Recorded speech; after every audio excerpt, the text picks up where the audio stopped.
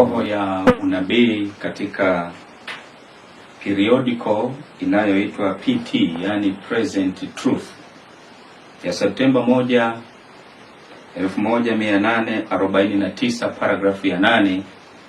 Nabii anasema, Bwana amenionyesha kwamba roho za thamani zinakufa njaa, na zinakufa kwa kukosa ukweli wa sasa, ukweli wa kutiwa muhuri, chakula kwa wakati unaofaa, na kwamba wajumbe wepesi wanapaswa kuharakisha mwendo wao na kulilisha kundi kwa ukweli wa sasa. Nilimsikia malaika akisema, harakisha wajumbe wepesi, harakisha wajumbe wepesi, kwani kesi ya kila nafsi itaamuliwa hivi karibuni, ama kwa uzima au kwa mauti. Ninakualika katika majifunzo haya. Ni mimi mtumwa wa Mwenyezi Mungu, Mchungaji Fulgence Mangosongo wa kanisa la Waadventista wa Sabato. Ninakualika tuendelee na mtiririko wetu wa Lijue Kanisa Lako, na hili ni somo la 4. Kwa hiyo Lijue Kanisa Lako sehemu ya 4. Na kabla hatujaendelea, basi tuombe ili tujiweke mikononi mwa Mungu katika kujifunza kwetu. Na tuombe.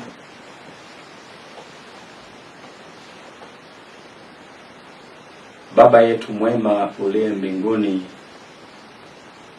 umetupa nafasi, ni muda umepita, kwa rehema zako imekupendeza uwepo mtiririko ama mwendelezo wa masomo ya Lijue Kanisa Lako.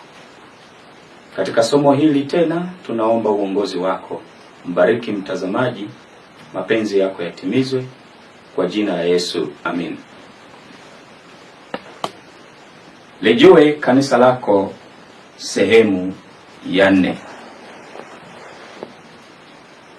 Katika shuhuda kwa kanisa, gombo la kwanza, ukurasa wa 577, paragrafu ya 2, Ellen G. White alipewa ndoto, aliota ndoto juu ya mambo ambayo yangetokea kwa kanisa la Mungu. Na kutoka katika ndoto hiyo, katika somo hili sasa, Lijue Kanisa Lako sehemu ya 4, ninakualika ufuatane nami tunapofuatilia utimizwaji wa ndoto hii, ili tupate kujua yapi yaliyotabiriwa, yapi yametimia, na tunapaswa kufanya nini.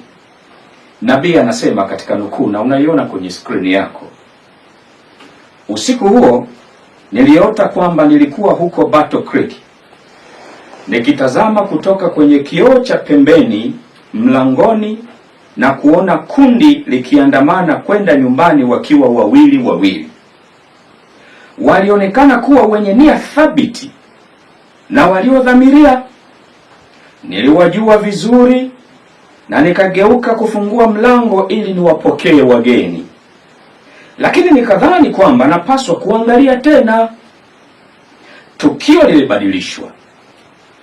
Kundi hilo sasa liliwasilisha muonekano wa maandamano ya Kikatoliki. Mmoja alikuwa na msalaba mkononi mwake na mwingine mwanzi. Na walipokaribia, yule aliyebeba mwanzi akazunguka nyumba akisema mara 3, nyumba hii iko chini ya ulinzi. Bidhaa zilizomo lazima zichukuliwe. Wamenena kinyume na utaratibu wetu mtakatifu. Hofu ilinishika. Nikakimbia kupitia nyumba hiyo, kupitia mlango ulioko upande wa kaskazini. Nikajikuta niko katikati ya kundi ambalo wengine niliwatambua, lakini sikuthubutu kuambia neno kwa kuogopa kusalitiwa. Nilijaribu kutafuta sehemu nzuri ambapo ningeweza kulia na kuomba bila kukutana na macho yao yenye shauku na udadisi popote nilipogeukia. Nilirudia mara kwa mara, laiti ningeweza kulielewa hili, laiti wangeniambia kile nilichosema au kile nilichofanya. Mwisho wa kunukuu. Hii ni ndoto ambayo nabii wa Mwenyezi Mungu Ellen G. White aliota. Sasa tuangalie kidogo kwenye hii ndoto, kwenye hii quotation tuliyoisoma. Kuna mambo yafuatayo. Anasema aliona kwenye ndoto watu wakiandamana wawili wawili, wanakuja kwenye nyumba ambayo yeye alikuwepo, na walionekana wenye nia thabiti na waliodhamiria, wako serious, hawana utani. Na anasema aliwajua vizuri, lakini tukio likabadilika tena, akawaona wale aliowajua vizuri sasa ni Wakatoliki na maandamano ya Kikatoliki.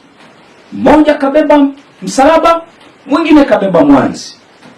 Na hawa waliodhamiria, waliothabiti, ambao sasa ndoto inamuonyesha wamegeuka kuwa Wakatoliki, wana lengo gani? Wakaizunguka nyumba alimokuwa. Alafu sikia anasema hivi, anasema nyumba hii iko chini ya ulinzi. Kwa mujibu wa Biblia, nyumba ni nini? Kanisa. Ni sawa sana kusema kanisa hili liko chini ya ulinzi. Hao ni Wakatoliki. Wanawaambia Waadventista wa Sabato kwa mujibu wa ndoto hii ya kwamba kanisa la Waadventista wa Sabato liko chini ya ulinzi. Bidhaa zilizomo lazima zichukuliwe. Kwani sisi tuna bidhaa gani? Ufunuo sura ya 14, hapo panapatikana bidhaa tulizokabidhiwa Waadventista wa Sabato kwa ajili ya kuuza ulimwenguni kote. Injili ya milele, ujumbe wa malaika wa kwanza, wa pili na wa tatu.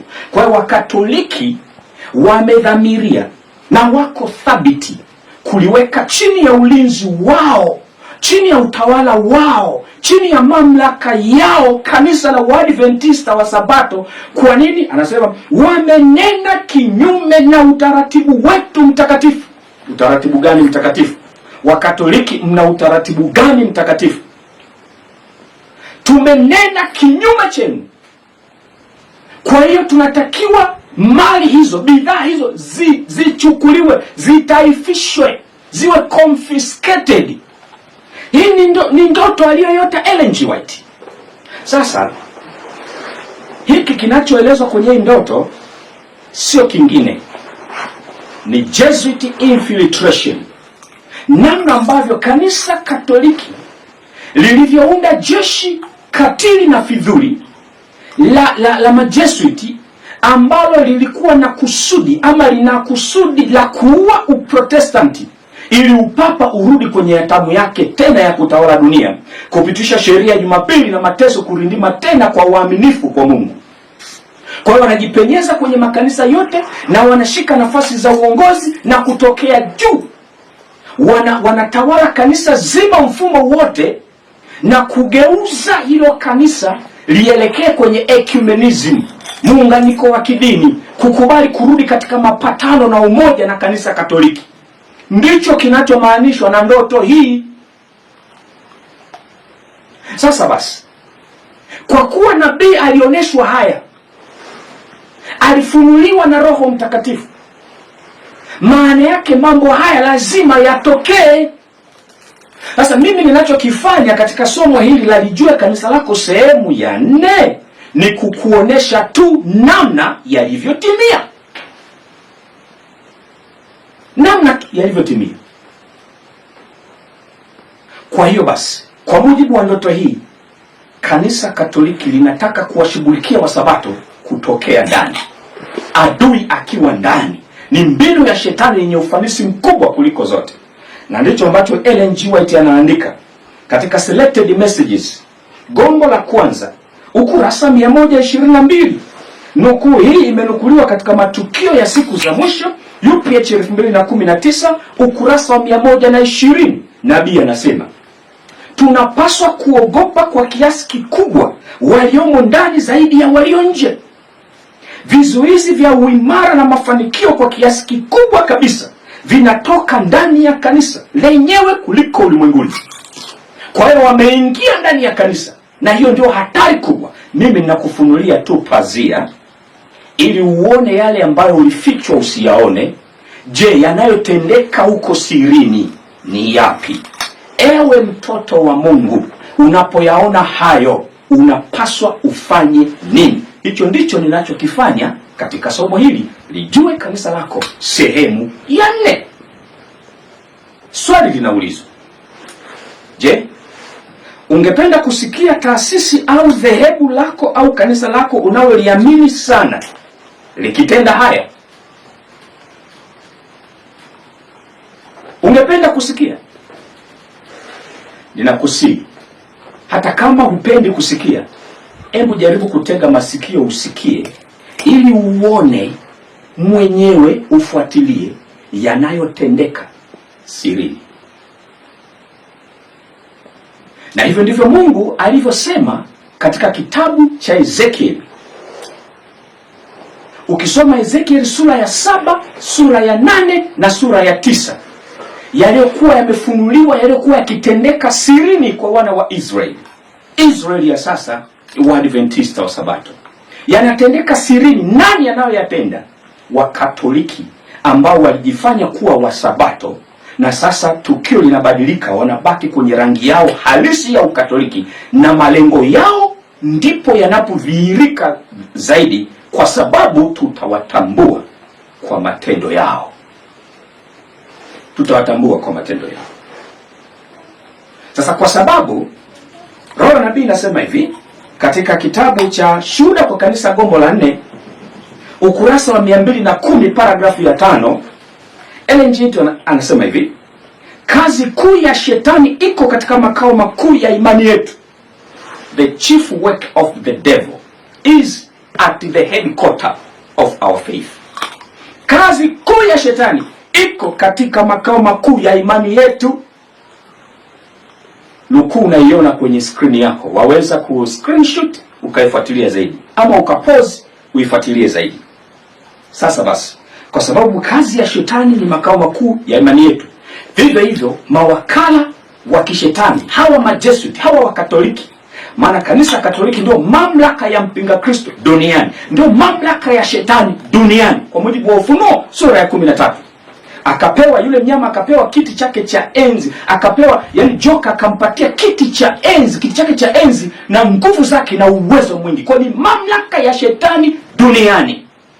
Kwa hiyo kazi ya shetani iko makao makuu ya imani yetu. Maana yake Wakatoliki wameshika ama wanataka au wanamiliki makao makuu ya kanisa la Waadventista wa Sabato. Ninakupa ushahidi, wala usihofu. Hapa ni ushahidi kwa ushahidi. Nimesema ninafungua pazia ili uone yale ambayo ulikuwa hauyaoni, uliofichwa. Sasa tunayaweka wazi. Lijue Kanisa Lako, sehemu ya 4. Nitaanza na huyu kiongozi wa General Conference wa mwaka 1979 mpaka 1980, anaitwa Neil Wilson. Neil Wilson. Sasa kabla sijakupa maelezo zaidi juu ya Neil Wilson, tafadhali tazama video clip hii, na tumeitafsiri kwa Kiswahili, naamini utaelewa. Mtazame huyu dada anapotoa ushuhuda juu ya Neil Wilson alikuwa ni nani. Utashangaa kutambua ya kwamba aliyekuwa president wa General Conference tangu 1979 mpaka 1990, 1979 mpaka 1990, kwa miaka hiyo kama 11, kumbe alikuwa ni Freemason mwenye degree 33, cheo cha juu kabisa.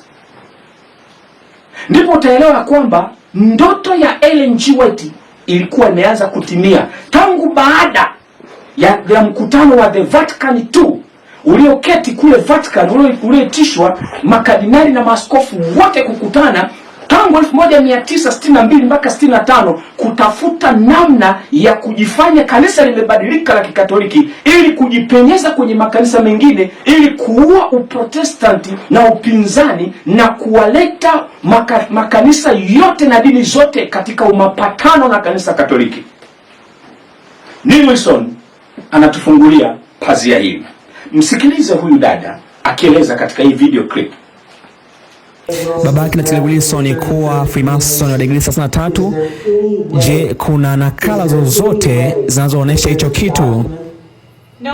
Hapana, hakuna document yote ile. Lakini je, nipo kwenye kamera?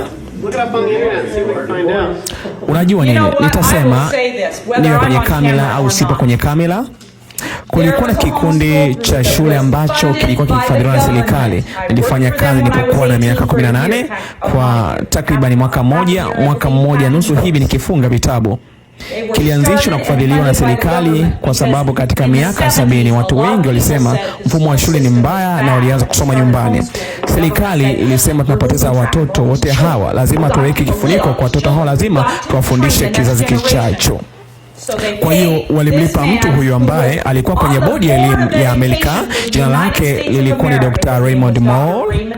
Shangazi yangu alimfanyia kazi kwa miaka mingi. Nilienda kumfanyia kazi nilipokuwa na umri wa miaka 18. Kwenye bodi hiyo alikuwepo baba yake na Neil Wilson, na alitumia muda mwingi sana kuoa na shangazi yangu. Na alimwambia kwamba mimi ni Freemason wa degree 33. Aliniambia isili kwa miaka 12 iliyopita juu ya hili, lakini watu wa Mungu napaswa kufahamu, kujua na siogopi kufa kuambia, kwa sababu watu wanahitaji kuamka na kutambua ya kuwa kuna mbweha wengi katika nyumba ya kuku kwa muda mrefu, lakini Mungu anasema nuru itangaza na tunahitajika kuamka na kusema. Unajua maandishi ambayo yanakuja wazi kini mwangu mara kwa mara ninapofikiria juu ya mambo haya yote na kujaribu kutafuta njia yangu kupitia matope, ni Bwana anatuambia usiweke imani yako kwa wakuu au wana wa wanadamu ambao pumzi yao iko ndani ya puani. Nani tunaweza kumwamini? Watu hawa walio juu. Tunachoweza kuamini neno la Mungu, kwa sababu wanaume walioandika kitabu hiki hawakupumua, walikuwa na maono.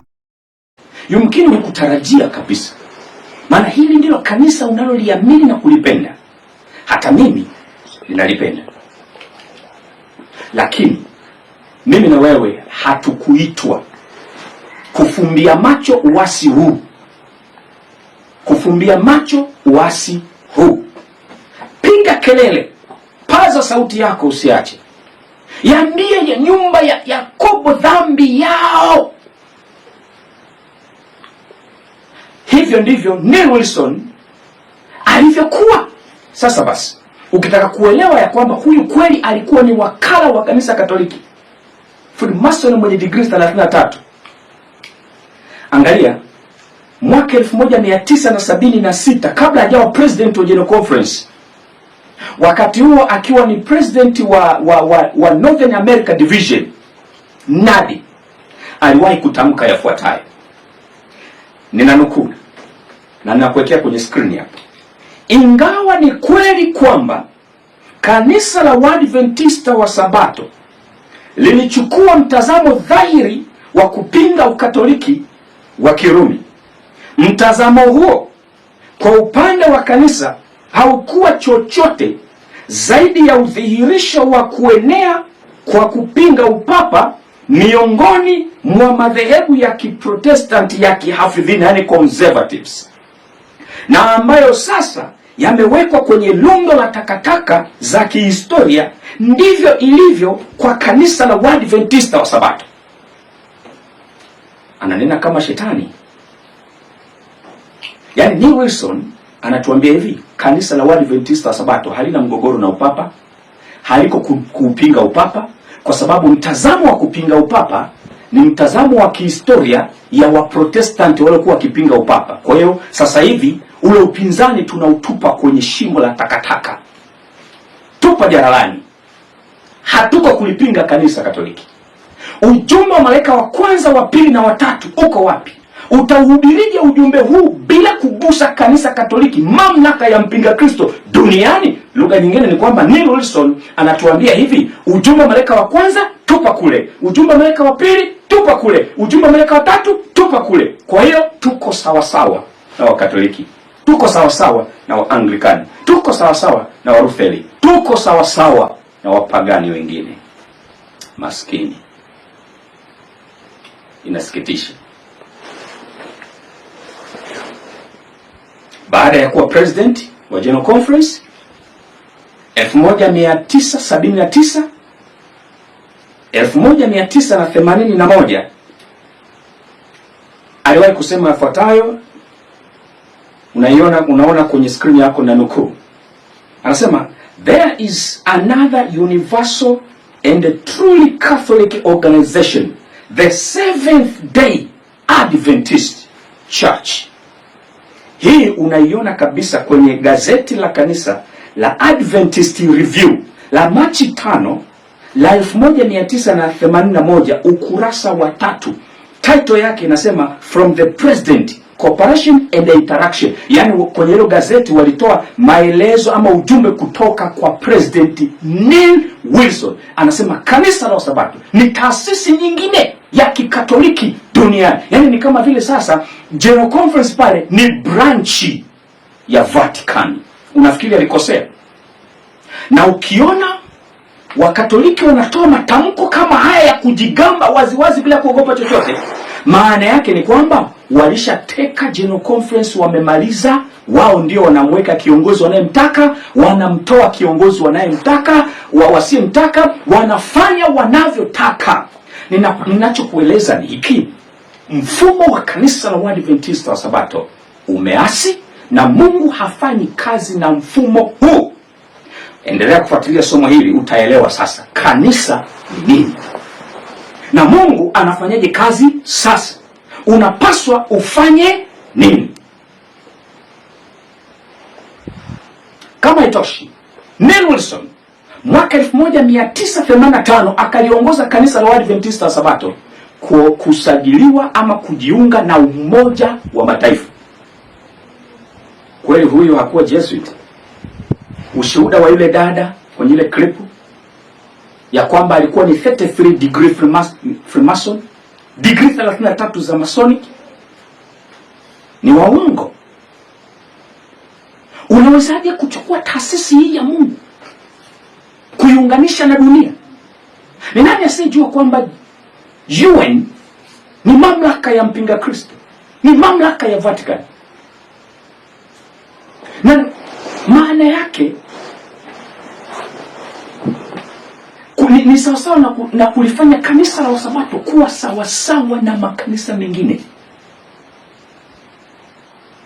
Alipomaliza muhula wake mwaka 1990,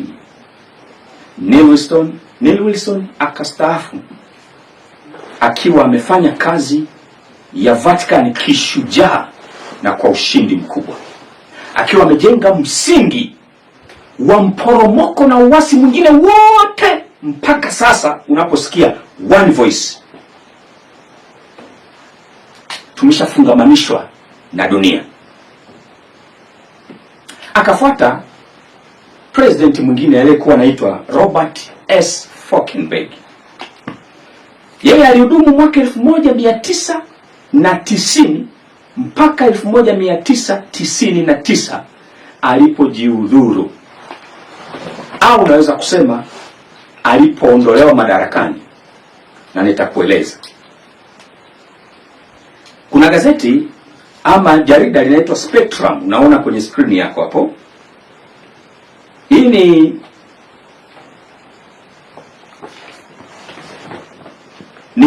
spring ya 1999, volume number 27, issue number 2.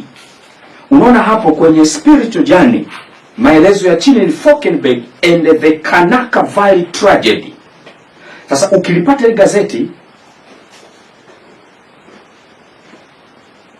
kuanzia ukurasa wa 58 mpaka 66, inaeleza tukio lote hata ambayo ulikuwa hujajui kuhusu Falkenberg yameelezwa, na hapa nitakuchambulia machache ili tuweze kuona namna huyu Falkenberg alivyowekwa chini ya udhibiti wa Vatican na namna alivyotumiwa kwa malengo ya kanisa Katoliki. Sisi tunasema alikuwa mchapakazi wa kiroho, mwenye karama, mwenye vipawa. Sawa, kanisa Katoliki halichukuaji vilaza, linatafuta wenye uwezo ambao wako yani ni wenye karama kubwa ili wanufaishe ufalme wa giza. Falkenberg hakutumika kwa ajili ya Mungu, japo kwa nje alionekana kwamba anatumika kwa Mungu. Dunia nzima, mahubiri kila mahali, lakini alikamatwa mahali na hakuweza kufurukuta. Kwenye hilo gazeti ama jarida la Spectrum, unaona kwenye screen yako hapo, The Kanaka Valley Tragedy. Na kuonesha tu kidogo, unaona sehemu hizo kwenye screen yako zimezungushiwa wino wa blue. Angalia hayo kwenye maneno 1983 imeandikwa hivi kwa Kiingereza: Adventists and Catholics thrown into alliance.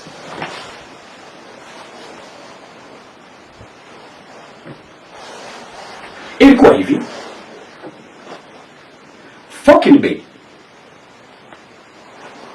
alikamatwa na Wakatoliki tangu mwaka 1974 kwa mujibu wa hii Spectrum, ili jarida, alipokutana na bwana mmoja ambaye ni Mkatoliki aliitwa James E. Moore, na wakaanza kushirikiana kibiashara, kwa sababu Falkenberg alionekana ni mtu wa kupenda pesa na mtu wa biashara na shughuli. Wakamkamata hapo, wakaingia kwenye mikataba ya kibiashara juu ya uwekezaji katika hilo eneo linaloitwa Kanaka Valley. Wakaenda katika hiyo biashara katika uzoefu wa ushirikiano na huyu James E. Moore, Mkatoliki, kwa muda wa zaidi ya miaka 20 wanashirikiana. Na kwa mujibu wa gazeti hili la the Spectrum linatuambia kwamba huyu James E. Moore alikuwa na yeye ana mashirikiano na taasisi za Vatican.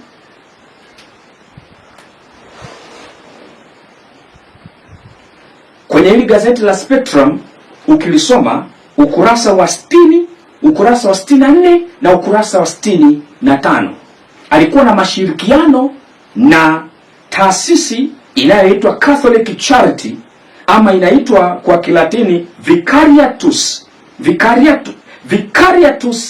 Abis au Vicariate of Rome. Huyu James E. Moore alikuwa anafanya kazi na taasisi za Vatican. Falkenberg bila kujua, au pengine kwa kujua, maana hatujui siri nyingi, akaingia kwenye mapatano na makubaliano, na kwa sababu walikuwa wamempata alipokuwa president. Na unajua hawa Wakatoliki wana njia nyingi za kuwaweka chini ya udhibiti wao viongozi. Moja, wanapandikiza mtu wao kabisa, kama Neil Wilson alikuwa ni degree 33 Freemason. Njia ya pili, wanamtafuta mtu ambaye ana vipawa na karama, wanamuingiza kwenye mapatano na mikataba na makubaliano, alafu watahakikisha kwamba wanafanya kila waliwezalo mpaka ashike nafasi za juu za uongozi. Iko hivi: kama ulipata nafasi ya kuhudhuria session, iwe ya union, iwe ya field conference au general conference, unaweza ukakubaliana na mimi, hakuna uongozi wa Mungu, uongozi wa Roho Mtakatifu kwenye mikutano ya session. Ni uchafu na takataka nyingi zinatendwa na wachungaji, mpaka ushirikina unafanyika. Sasa katika propaganda hizo, katika siasa hizo zinazopigwa, watahakikisha ile cabinet ama nominating committee inayoingia wameingiza watu wao, na hapo wanakuwa na majina kadhaa wanayoyataja, ili jina lolote kati ya hayo likipita ameangukia kwenye mtu wanayemtaka. Kwa mfano, wanaweza yakaja majina 4 yote yametajwa na mawakala wa Vatican kwenye session hapo GC, na wakijua kabisa kwamba kati ya hao 4 yeyote akipita hapa ni mtu wetu. Ama wanaweza wakahakikisha kwamba katika hayo majina fulani lazima apite. Wameshafanya lobbying, wameshafanya siasa zao, wameshaweka mambo sawa. Kwa hiyo walihakikisha Robert S. Falkenberg anashika nafasi ya juu kama president ili watimize azma yao. Falkenberg akapita kuwa president, lengo lao likatimia. Sasa utajua kwamba walikuwa na malengo hawa wa Katoliki, na tayari General Conference ilikuwa imeshatekwa. Falkenberg alitekeleza wanaoyataka wa Katoliki. Kwa namna gani? Aliyekuwa mkurugenzi wa idara ya mawasiliano ya General Conference ama Communication Department Director wa tangu 1988 mpaka 94 alikuwa ni mwanamama aliitwa Shirley Barton. Ilipofika mwaka 1993 iliibuka kule Texas scandal fulani ya watu waliojimega kwenye kanisa waliokuita Davidians katika eneo la Waco, ambalo lilifanya reputation ya huyu mama kushuka, na General Conference ilifanya maamuzi mwaka 1993 kinyume, yani bila kumpa taarifa, ya kuteua mtu mwingine ashughulikia lile ambayo yeye alikuwa akilifuatilia na kulishughulikia mwanzo. Yani umetumwa wewe ukalisimamia jambo fulani, alafu ghafla anatumwa mwingine na hujapewa taarifa yoyote. Na ilipofika mwaka 1994 huyo mama akastaafu. Inawezekana alistaafu tu hivi hivi. Kuna kitu kilichokuwa kinatafutwa na utakiona. Alipostaafu akaingia mwingine kwa mkurugenzi wa idara ya mawasiliano, anaitwa Raymond Dabrowski. Amehudumu muda mrefu sana kama mkurugenzi wa mawasiliano General Conference. Alipoingia tu, jambo aliloanza nalo ni kubadili nembo ya kanisa. Nasema kubadili kwa sababu ilikuwepo, na nitakupa ushahidi katika roho ya unabii. Na kumbe alikuwa na kazi. Sasa sikia, unaona kwenye screen yako hapo the story behind the church logo. Waweza kutafuta hii website Rock Mountains Conference of Seventh-day Adventists. Unamwona hapo nimezungushia hiyo wino wa blue, anaitwa Raymond Dabrowski. Sasa angalia huo mstari wa blue niliopiga hapo chini, kuna maneno haya: as a global church body we had no logo before 1996. Yani kama kanisa la ulimwengu hatukuwahi kuwa na logo kabla ya 1996. Haya ni maelezo ya Raymond Dabrowski, sasa akiwa mkurugenzi wa mawasiliano, Communication Department Director wa General Conference tangu 1994. Akaanza kazi na kubadili logo ya kanisa. Hiki kilichokisema ni uongo, kwa sababu kinapingana na nukuu hii ya roho ya unabii, Selected Messages Volume 2 ukurasa wa 385 paragrafu ya 2. Nabii anasema hivi: kundi lilipitishwa mbele yangu chini ya jina la Waadventista wa Sabato. Yani nabii anaeleza kwenye maono, kundi lilipitishwa mbele yangu chini ya jina la Waadventista wa Sabato, waliokuwa wakitoa maelekezo kuwa nembo au ishara inayotufanya sisi kuwa watu tofauti isishikiliwe sana kwa nguvu, maana walidai kuwa sio utaratibu mzuri katika kujipatia mafanikio katika taasisi zetu. Nembo hii inayotutofautisha itapaswa kupelekwa kila mahali ulimwenguni hadi kufungwa kwa mlango wa rehema. Utamalizia hiyo nukuu hapo kwa wakati wako. Sasa kwa mujibu wa Ellen G. White, anaonyeshwa kwenye maono kwamba lingekuja kutokea mbeleni watu ambao walikuwa wamejishajipenyeza, lakini kumbe hawakuwa Waadventista wa Sabato, walikuwa ni Wakatoliki. Hao walikuwa wanatafuta kuiondoa nembo, kumbe ilikuwepo. Na Ellen G. White anakiri kwamba nembo hiyo inapaswa kuendelezwa, kupelekwa mbele mpaka kufungwa kwa mlango wa rehema. Hiyo nembo ni nini? Inapatikana wapi? Inapatikana Ufunuo sura ya 14 fungu la 6 mpaka 12. Ujumbe wa malaika wa kwanza, ujumbe wa malaika wa pili, ujumbe wa malaika wa tatu. Hapo ndipo inapatikana nembo. Kwa hiyo tulikuwa nayo, na ilikuwa ikiwa inatumika na makanisa mahalia, ilikuwa inatumika na conferences mbalimbali, ilikuwa inatumika na unions mbalimbali, na subdivisions walikuwa wanatumia nembo ya malaika watatu. Kwa hiyo ilikuwepo. Huyu bwana Raymond Dabrowski alisema uongo ili atimize makusudi ya mabwana wao waliomtuma alipopenyezwa kwenye kanisa la Waadventista wa Sabato. Sasa sikia, alianzaje hiyo kazi? Kumbuka Robert S. Falkenberg ameshafungamanishwa kwenye mkataba na James E. Moore ambaye ni Mkatoliki na anafanya biashara na shirika na mashirika ya Kikatoliki kutoka Vatican. Kwa hiyo Robert S. Falkenberg amedhibitiwa na Wakatoliki, hafurukuti, na wakatumia fursa hiyo kupenyeza mambo yao. Mwaka 1995 idara ya wana wa kike, feminism, women empowerment, ikapita chini ya Falkenberg. Mwaka 96 mabadiliko yakapitishwa idhinishwa kwenye vikao vya kamati kupitisha mabadiliko ya nembo. Na mwaka 97 wakaipitisha ile nembo inayotumika sasa, ambayo ilifanywa marekebisho kidogo mwaka 2016. Sasa sikia maelezo haya, unaona kwenye screen yako.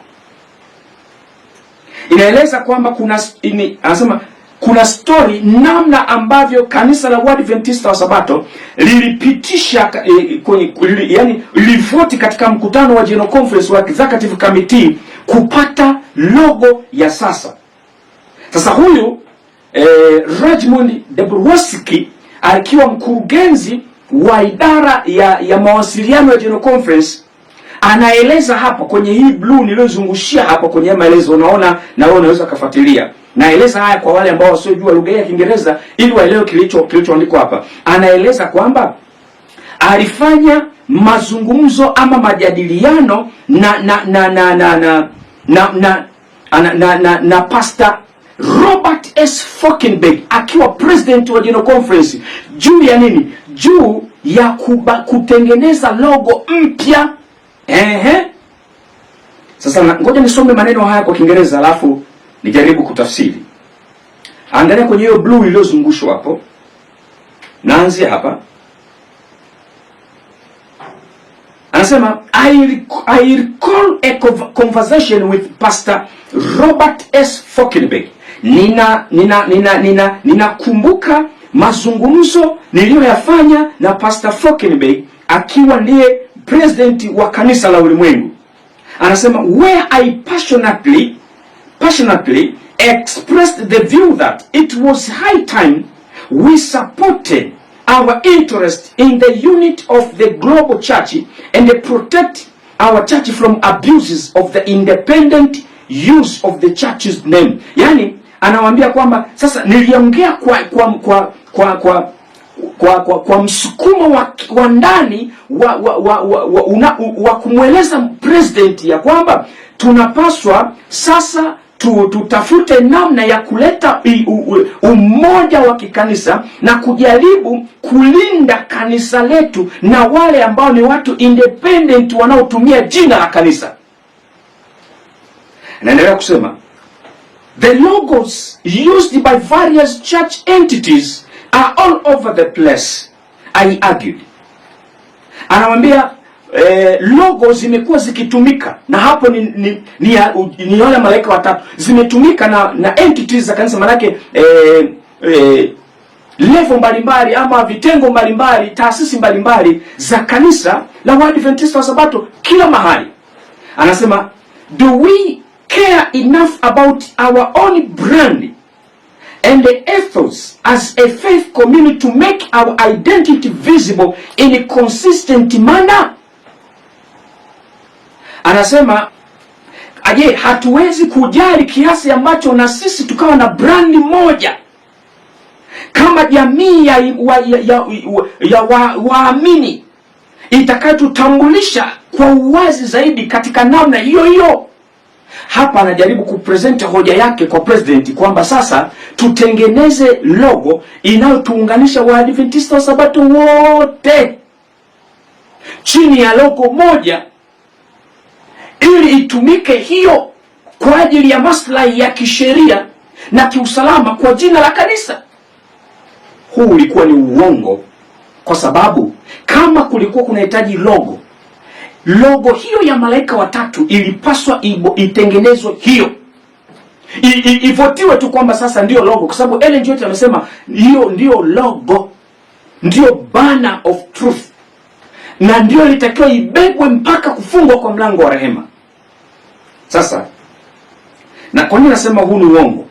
Sikia nabii anachosema katika Selected Messages Volume 2 page 385 paragrafu ya kwanza. Nabii anasema, niliambiwa kwamba watu wataajiri ama kutunga kila aina ya utaratibu au sheria au policy ili kushusha kipeo cha utofauti kati ya imani ya Waadventista wa Sabato na wale wanaoshika siku ya Jumapili.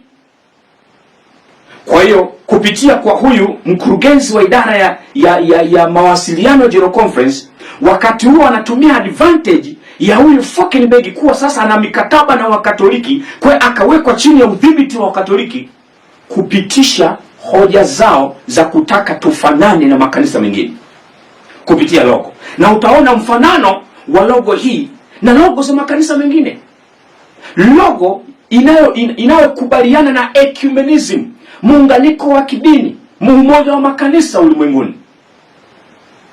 Nabii alishaoneshwa na unabii huu umetimia, na wewe ni shahidi. Sasa angalia kwenye screen yako, tazama hizo logo za makanisa mbalimbali, na hiyo ya Waadventista wa Sabato ikiwa hapo katikati. Unaona hiyo mienge mitatu, ziko logo zina hiyo mienge. Unaona huo msalaba, ziko logo zina hiyo misalaba. Kwa hiyo nabii alichokisema hapa, niliambiwa kwamba, aliambiwa na nani? Na Mungu. Alifunuliwa kwamba watu wataajiri ama watatunga kila aina ya utaratibu au sheria au policy ili kushusha kipeo cha utofauti kati ya imani ya Waadventista wa Sabato na wale wanaoshika siku ya Jumapili. Ecumenism. Kuna utofauti gani? Tazama tena kwenye screen yako. Kuna utofauti gani wa hizi logo hapa? Tumekuwa wamoja na wale wanaotunza Jumapili. Oh Mungu wangu. Majesuiti kazini. Kutokea makao makuu ya imani yetu, Shetani anafanya kazi kupitia mamlaka ya mpinga Kristo duniani, Kanisa Katoliki. Wamepenyeza watu wao, wanafanya ya kwao. Angalia logo ambayo ilitakiwa kuwa, tazama hapo juu kwenye maneno patakatifu, ujumbe wa malaika watatu unatuleta kwenye huduma ya Yesu patakatifu pa mbinguni. Ujumbe wa malaika wa kwanza unaanzaje? Mcheni Mungu na kumtukuza. Kwa nini? Kwa maana saa ya hukumu yake imekuja. Hukumu hii ni hukumu gani? Ni hukumu ya upelelezi iliyoanza mwaka gani? 1844 tarehe 22 Oktoba. Maana yake logo hii ya ujumbe wa malaika watatu inatuleta kwenye kutazama huduma ya Yesu patakatifu mbinguni. Na ndio maana nabii alisema kwamba inapaswa kubebwa, kupelekwa ulimwenguni kote mpaka kufungwa kwa mlango wa rehema. Kwa sababu kufungwa kwa mlango wa rehema, Yesu anamaliza huduma hii. Na akimaliza, hakuna tena maombezi, hakuna kazi tena ya injili. Kilio kikuu kinakuwa kimekoma. Kwa hiyo logo ya ujumbe wa malaika watatu ndio hiyo inayoturepresent Waadventista wa Sabato na ujumbe wetu. Lakini hii logo ya sasa ni logo ya kutuleta kwenye umoja wa makanisa.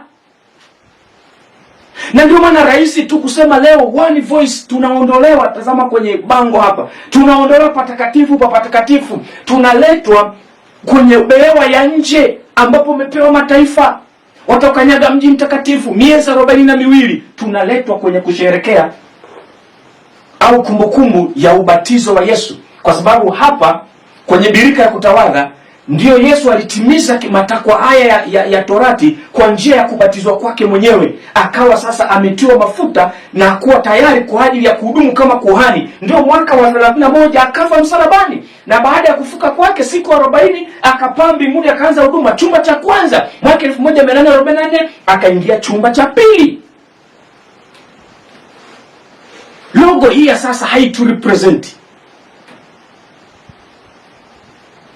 Majesuiti wamebeba, wameondoa ule ujumbe wetu. Sasa tumebaki hatuna ujumbe, kwa hiyo tunaunganishwa na makanisa ya ulimwengu huu. Sasa tukiwa hatuna upinzani na kanisa Katoliki, kwa sababu ujumbe wa malaika wa kwanza, wa pili na watatu ndio ujumbe ambao unapingwa na kanisa Katoliki, unachukiwa na kanisa Katoliki. Maana hapo ndipo kiini cha uprotestanti wa kweli, na ujumbe huo walikabidhiwa Waadventista wa Sabato. Na malengo ya Majesuiti kuanzishwa jeshi hili na Wakatoliki ni kuua uprotestanti. Angalia ujumbe wa malaika wa kwanza, mcheni Mungu na kumtukuza. Nini maana ya kumcha Mungu? Ni kurudi kwenye kuzitii sheria zake, amri 10. Nani aliyobadili amri 10? Ni kanisa Katoliki, ikiwemo Sabato iliyobadilishwa na nani? Kanisa Katoliki. Kwa nini wasichukue ujumbe, wasichukie huu ujumbe? Kumtukuza ni kuishi kiafya, kuwa na tabia yake, na hao wanataka tuwe na tabia ya kishetani. Hakuna utaratibu wa kiafya, hakuna kanuni za ulaji kwa kanisa Katoliki na unywaji, kula chochote, kunywa chochote. Huko hatuwezi kumtukuza Mungu. Lakini ujumbe wa malaika wa kwanza unatuleta kutazama macho yetu patakatifu pa patakatifu, kumfuata Yesu aliko kwa imani. Unatuleta kutazama juu ya hukumu ya upelelezi, kutafuta kuhesabiwa haki bure kwa imani, kutafuta mapatano na Mungu, tupatane na tabia ya Mungu ambayo inadhihirishwa kupitia sheria yake, tufanane na mwanae. Ujumbe wa malaika wa pili unasemaje? Umeanguka, umeanguka Babeli. Babeli ni nani? Kanisa Katoliki. Ujumbe wa malaika wa tatu, ole inatolewa, onyo inatolewa, atakayepokea alama ya mnyama, atakayemsujudu yule mnyama na sanamu yake na kupokea chapa, atakunywa katika mvinyo wa ghadhabu ya Mungu usiochanganywa na maji.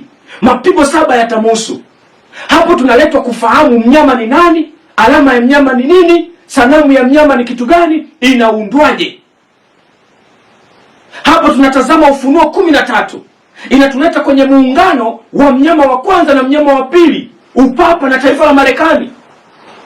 Angalia sasa muungano wa taifa la Marekani na upapa. Tarehe 11 mwezi wa 6 mwaka 2026, kanisa taifa la Marekani likawekwa wakfu Kikatoliki. Na sasa wako kwenye harakati za kupitisha sheria ya Jumapili.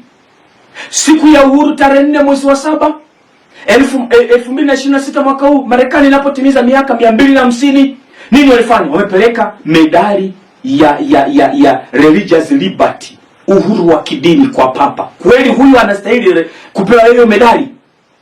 Kanisa Katoliki linasimamia uhuru wa kidini. Uhuru gani huo? Pambano Kuu sura ya 35 na 36 tumeiweka wapi? Kwa nini watu wa Mungu hawajui yetu? Kwa sababu ujumbe wetu umeporwa. Tumefungwa mdomo. Mungu aliyong'olewa meno anabweka, lakini hana madhara. Na wewe ni shahidi. Katika mahubiri ya Njombe Net Event ulisikia jumbe hizi. Uliona Ufunuo 13 ikifafanuliwa. Ulisikia Marekani ikitajwa. Imefika wapi katika historia ya kinabii? Hukumu ya upelelezi ilielezwa. Huduma ya Yesu patakatifu mbinguni ilitajwa. Inaonekana tu tunahubiri, tunafanya kazi, lakini kumbe hatuna mapatano na Mungu, kwa sababu tumemwacha Mungu na tumejifungamanisha na mamiungu na mabaali, ibada ya sanamu. Angalia kwenye screen yako hiyo nembo hiyo ya malaika watatu. Nini kimetokea mpaka tuwe na nembo hii? Majesuiti walikuwa kazini. Angalia kwenye nembo ya sasa kuna msalaba hapa. Ndivyo tunapokuwa represented sisi Waadventista wa Sabato. Ni kweli Yesu alikufa msalabani, na tunaamini hivyo, lakini hatuna desturi ya kuchora misalaba. Hiyo desturi sio yetu.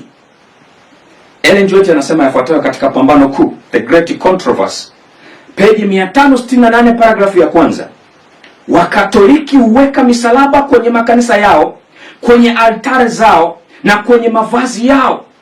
Kila mahali huonekana alama ya msalaba. Kila mahali msalaba unaheshimiwa na kutukuzwa kwa muonekano wa nje. Lakini mafundisho ya Kristo yanazikwa chini ya mkusanyiko wa mapokeo yasiyo na maana, fasiri za uongo na amri za shuruti. Ni nani wenye hati miliki ya hii misalaba na kuchora misalaba? Wa Katoliki. Kwa hiyo angalia hiyo screen yako, hiyo logo, unaona picha ya Papa Leo ameshikilia hiyo logo. Hii ni logo yangu na ni hakika. Hii logo ni ya Kikatoliki. Ukatoliki umeshinda.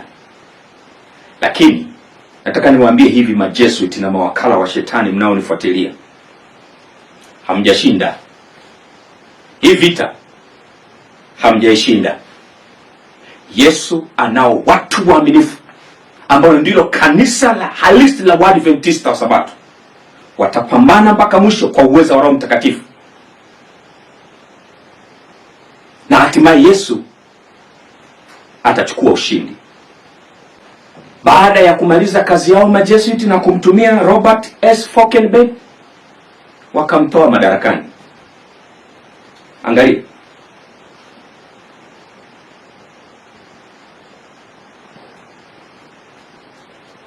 Katika kikao cha kamati tendaji, Executive Committee, kilichoitishwa tarehe 1 mwezi wa 3 mwaka 1999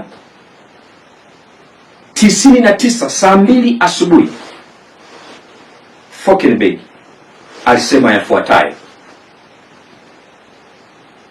Wakati huo sasa tuhuma ikaibuliwa, ilikuwepo, watu wamemshikilia, baadaye ikaletwa hadharani, public. Robert Falkenberg akiwa anadaiwa tuhuma ya madai, anadaiwa dola milioni 8. Kama president wa General Conference ilikuwa ni aibu. Sasa haya ndio matokeo ya kufanya ubia na Wakatoliki na wasio wa imani, kujifungamanisha na watu wa ulimwengu huu. Wakatoliki wamemaliza kumtumia, wanamuondoa, wanamweka mtu mwingine wanayemtaka.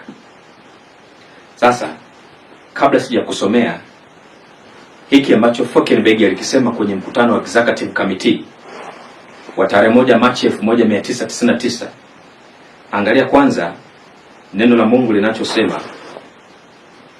Tuangalie kwanza neno la Mungu linachosema katika Wakorinto. Tuanze na Timotheo wa kwanza sura ya 6 fungu la 10. Kilichomtia hatiani Falkenberg, tamaa ya pesa. Na hii ipo mpaka leo. Kuna wachungaji wapiga madili, wachungaji wana uchu wa pesa, fanya biashara mpaka ambazo zinatia aibu. Kuna siku shetani atawaibisha. Shetani hana huruma. Akisha kutafuna kama vile anatafuna mua, utamu ukiisha, anakutema kama ganda ambalo unabaki huna thamani. Rudi kwa Yesu. Hata wale wachungaji washirikina ili wapate madaraka, mivuto ya kimadaraka, rudini kwa Yesu kabla hamjachelewa. Muda si rafiki. Rehema inaenda kukoma hivi karibuni kwa Adventista wa Sabato. Sikia Timotheo wa kwanza 6:10 inasema, maana shina moja la mabaya ya kila namna ni kupenda fedha, ambayo wengine hali wakiitamani hiyo wamefarakana na imani na kujichoma kwa maumivu mengi. Falkenberg alijichoma kwa maumivu mengi, alifarakana na imani kwa sababu ya kupenda fedha, akashikamanishwa kwenye mikataba na Vatican, na wakafanya yao, kwa sababu walikuwa wamemfunga kinywa na kumuongoza afanye wanayoyataka, na kweli aliwafanyia kazi njema. 95 idara ya wanawake, feminism, women empowerment. Mpaka leo tunaimba sabato maalum ya wanawake, sabato ya msisitizo wa idara ya wanawake. Nasisitiza nini? Laiti ungelijua. Shetani anajua huku mwishoni anakuja kuimarisha familia, na kichwa cha familia ni baba. Anataka kuinua kina baba wachukue nafasi zao kama makuhani wa familia, ili kukusanya wakusanye wake zao na watoto chini ya mwamvuli wa Yesu, waandaliwe kwa ajili ya mvua ya masika. Shetani akatangulia kuinua wanawake na kuwashusha chini wanaume. Women empowerment ikaingia. Logo ya kanisa ikabadilishwa. Wakorintho wa pili sura ya 6 fungu la 14 mpaka 18, msifungiwe nira pamoja na wasioamini kwa jinsi isivyo sawasawa. Kwa maana pana urafiki gani kati ya haki na uasi? Tena pana shirika gani kati ya nuru na giza? Tena pana ulinganifu gani kati ya Kristo na Beliari? Au yeye aaminia na sehemu gani pamoja na yeye asiyeamini?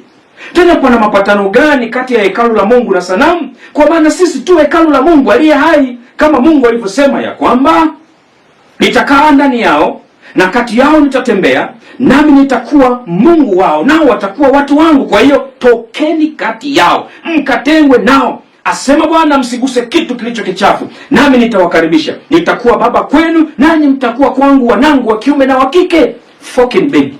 Hakusoma haya mafungu?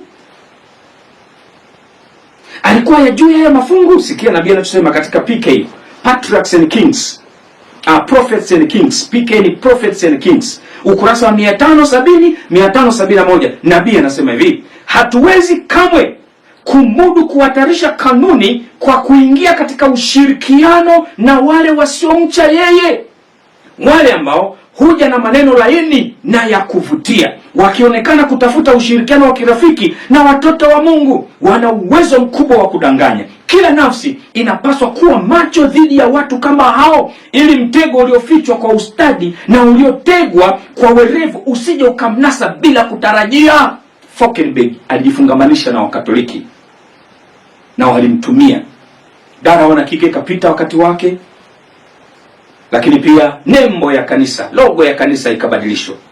Na ilitabiriwa katika Zaburi ya 74 fungu la 4 mpaka la 9 juu ya mabadiliko ya logo. Sio tu Ellen G. White aliandika, Ellen G. White hakuandika from nowhere. Ellen G. White aliandika kile ambacho kipo kwenye Biblia. Zaburi ya 74 mstari wa 4 mpaka wa 9 nasema, watesi wako wamenguruma kati ya kusanyiko lako, wameweka bendera zao ziwe alama. Wameweka bendera zao ziwe alama. Nembo ya kanisa hii tunayotumia sasa ni bendera ya Kikatoliki, ni nembo ya kishetani, sio nembo yetu. Nembo yetu iko kwenye Ufunuo sura ya 14. Endelea kusoma. Wanaonekana kama watu wainuao mashoka waikate miti ya msituni, na sasa na kishi yake yote pia wanaivunja vunja kwa mashoka na nyundo. Wakatoliki wanafanya kazi ya kuvunja vunja kwa mashoka na nyundo. Wanaharibu pale General Conference, wakijua kabisa kutokea General Conference wanatawala kanisa ulimwengu mzima. Wamepatia moto patakatifu pako. Ndio maana ujumbe wa patakatifu hausikii leo. Hukumu ya upelezi haifundishwi leo, kwa sababu moyo mkuu wa kazi kule General Conference unaugua. Unatupa mkondo wa damu iliyo dhaifu kwenye mifumo yote, maeneo yote ya mwili, mpaka huko kwenye makanisa mahali ya chini kabisa tunaugua, kwa sababu majeshi wameshika kanisa Katoliki. Upapa umetawala kanisa Katoliki. Wamepatia moto patakatifu pako. Endelea kusoma. Wamelinajisi kao lako, kao la jina lako hata chini. Walisema mioyoni mwao, na tuwaangamize kabisa. Mahali penye mikutano ya Mungu wamepachoma moto. Katika nchi pia hatuzioni ishara zetu, wala sasa hakuna nabii, wala kwetu hakuna ajuaye hata lini. Oh maskini, hata lini? Hakuna nabii, maana yake hakuna maono. hakuna mwenye macho ya kuona, hakuna mwana wa Isakari atakayesoma roho ya unabii na Biblia na kutuambia kwamba njia tunayoendea sio yenyewe.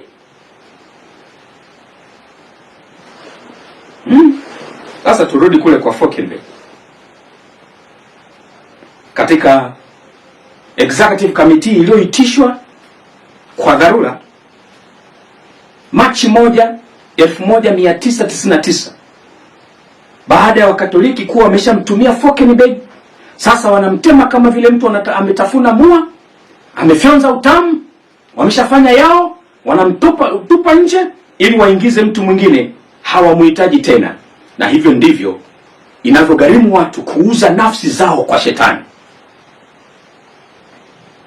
Kuuza nafsi zao kwa shetani. Fauconberg alisema yafuatayo: tulijua kuwa gharama za kesi mahakamani zingekuwa kubwa zaidi kuliko gharama za kufikia makubaliano ya nje ya mahakama. Hivyo, kwa idhini na ushiriki mkubwa wa kampuni ya bima ya kanisa, Ijumaa iliyopita mawakili wetu walifikia makubaliano na Bwana Moore, ambapo aliondoa madai yake dhidi ya wadaiwa wote, ikiwemo mashirika yote ya kanisa. Kwa hivyo kesi hiyo imefikia mwisho. Katika mkutano huo alikuwa katibu mkuu wa General Conference Ralph Thompson alisema yafuatayo: mnamo tarehe 7 Februari 1999 Robert S. Fauconberg alinitumia barua yake ya kujiuzuru. Hatua hiyo ya Fauconberg ilibadilisha lengo la mkutano wa leo. Hatuhitaji tena kuamua iwapo aendelee kuwa president, na tunaona kuwa ni kwa maslahi bora ya kanisa kutochambua sababu zote zilizopelekea kujiudhuru kwake. Maslahi bora ya kanisa ni uongo. Ni uongo kabisa. Sasa sikia. Kwenye screen yako unaona maneno hayo niliyo ya zungushia wino wa blue. Kwenye lile gazeti la Spectrum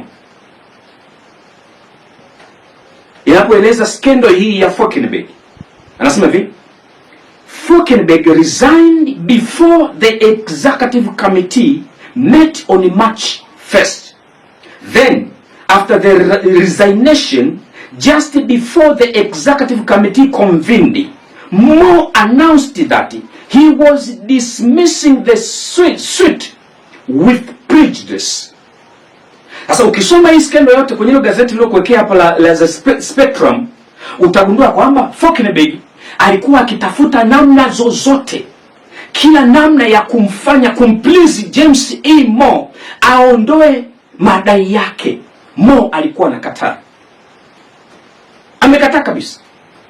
Na wakamvumilia Wakatoliki, ameshafanya ya kwao, ameshamtumia, saa inafika anaenda mahakamani, na kwenye public inajulikana kwamba Fauconberg, president wa General Conference, anadaiwa dola milioni 8 na James E. Moore, Mkatoliki anayefanya biashara na mashirika ya Kikatoliki kutoka Vatican. Hawana kazi naye tena, wanataka kumtoa.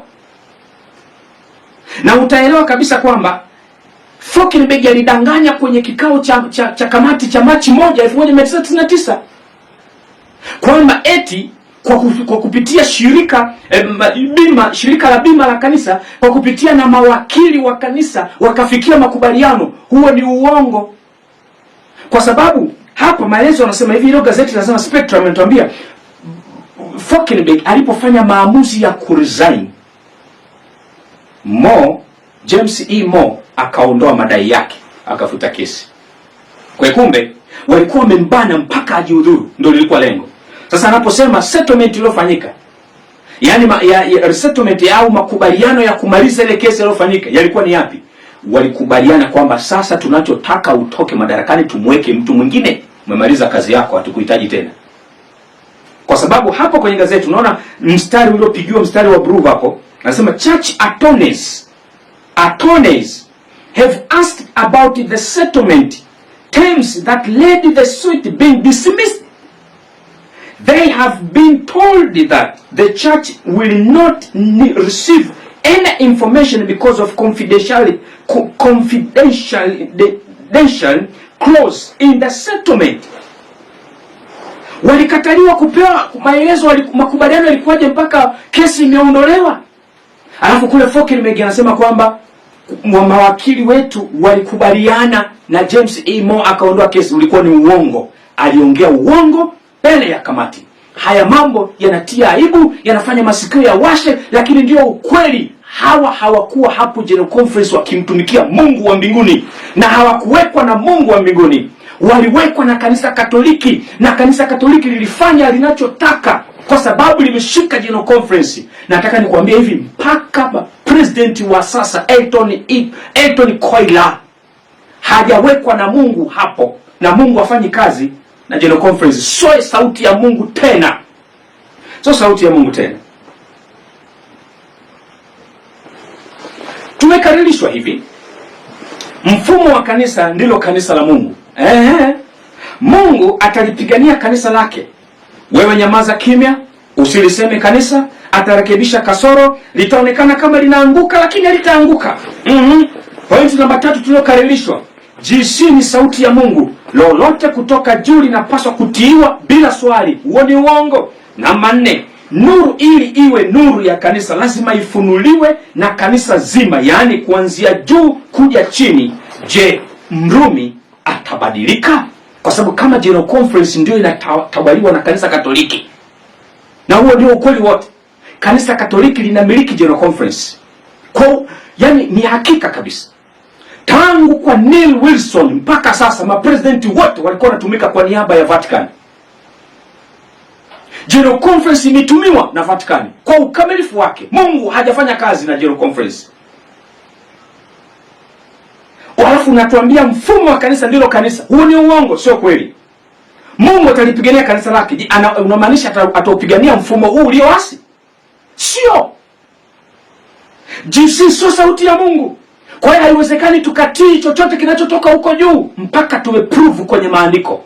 Na kwa kuwa yanayoletwa yote yametengenezwa na majesuiti, hakuna kinachokubaliana na maandiko. Ni uasi mtupu. Sasa sikia, Ellen G. White anachotafsiri kuhusu kanisa.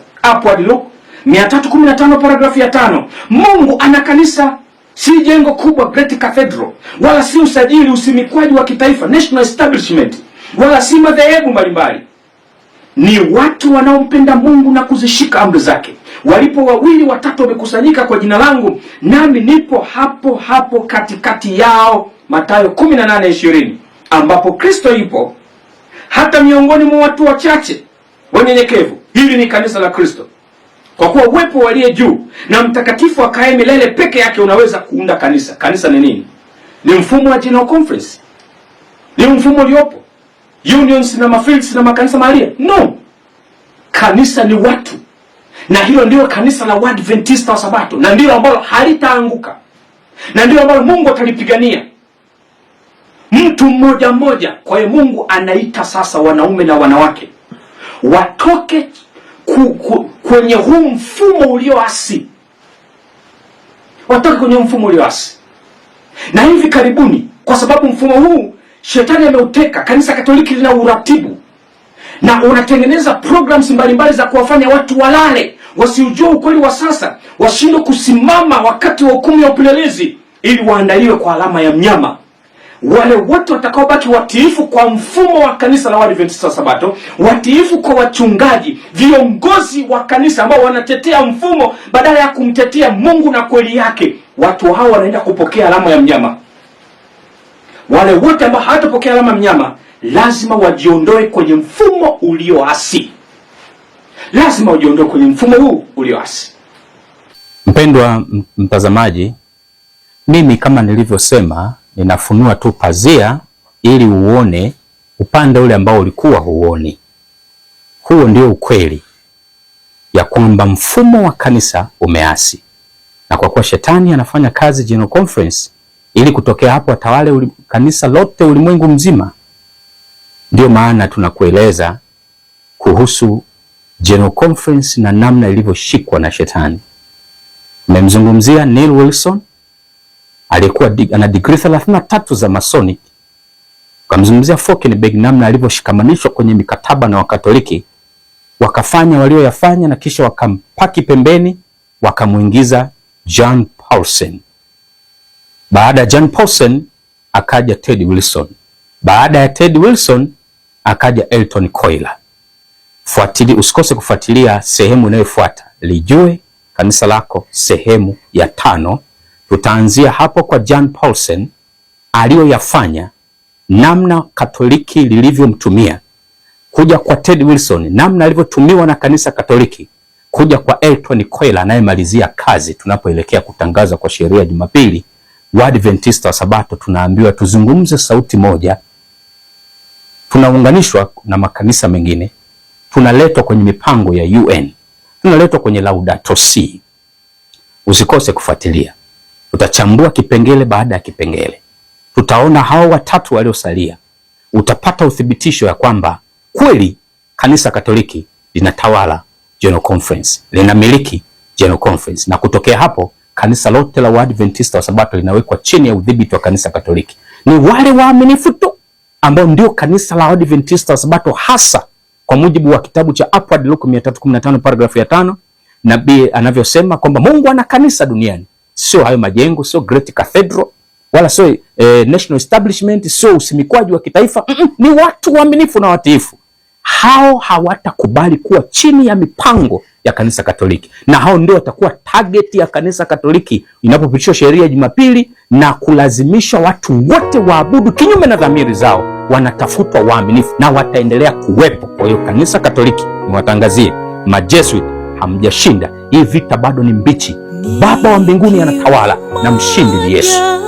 Kubali ndugu mtazamaji, uwe kati ya hao washindi watakaopokea mvua ya masika, watakaotoka mijini sasa na kwenda mashambani kuandaliwa kwa ajili ya kupewa tabia ya Yesu, kwa ajili ya mvua ya masika, kwa ajili ya kilio kikuu, kuhitimishwa onyo la mwisho kwa ulimwengu huu. Kwa nini usichague leo kuacha yote na kumfuata Yesu? Ikiwa tu utaamua kulifanya neno la Mungu na roho ya unabii kuwa kinga yako. Pambano Kuu sura ya 37, maandiko ni kinga. Tunapaswa kumsikiliza Yesu na sio wachungaji, sio viongozi, sio mfumo unasema nini.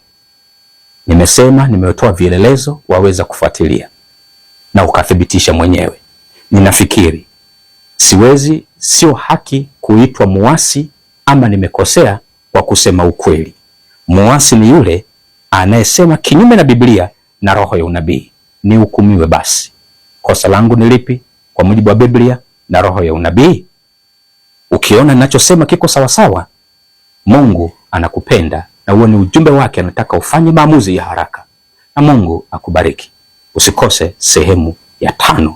Tuendelee kwa John Paulsen, Ted Wilson mpaka kwa Elton Koila. Uone namna General Conference inavyotumiwa na Kanisa Katoliki. Ile ndoto ya Ellen G. White, aliona msafara wawili na baadaye wakageuka kuwa ni msafara wa Kikatoliki, wakasema hii nyumba iko chini ya ulinzi, mali zake, bidhaa zake lazima zitaifishwe, wamenena kinyume na utakatifu wetu. Ndoto hiyo imeshatimia na sasa Kanisa Katoliki linadhibiti General Conference. Mimi nimefunua pazia ili uone yanayotendeka. Kasome Ezekiel 7, Ezekiel 8, Ezekiel 9. Mungu alifunua pazia kwa nabii wake kumuonesha uchafu unaofanywa na kanisa lake. Na Mungu anatumia wanadamu pia leo. Mimi ni mtumwa tu wa Mwenyezi Mungu. Nimefunua pazia ili uone upande wa pili. Ili uone uongo huu jinsi ulivyotengenezwa vizuri. Ili uweze kujiokoa roho yako. Uache mashikamano na mfungamano na mfumo huu umeasi. Kubali uwe kati ya wale waaminifu wanaompenda Yesu na kuzishika amri zake, na hawako tayari kumsujudia mwanadamu, kumsikiliza mwanadamu. Wao watasimama, na hivi ndivyo asemavyo Bwana. Mimi ninatamani nisimame mpaka mwisho, na msimamo huo ninakualika na wewe. Na Baba yetu wa mbinguni akatie muhuri maamuzi yetu haya. Neema yake iachiliwe kwetu, atushike katika mikono yake mpaka mwisho. Mungu na akubariki. Kwa jina la Yesu, amina. Na tuombe. Baba yetu mwema, tunakushukuru. Usaidie kuelewa, usaidie mtazamaji, jumbe hizi zikawafikia wengi. Neema yako yatosha, ukatukuzwe wewe. Kwa jina la Yesu, amina.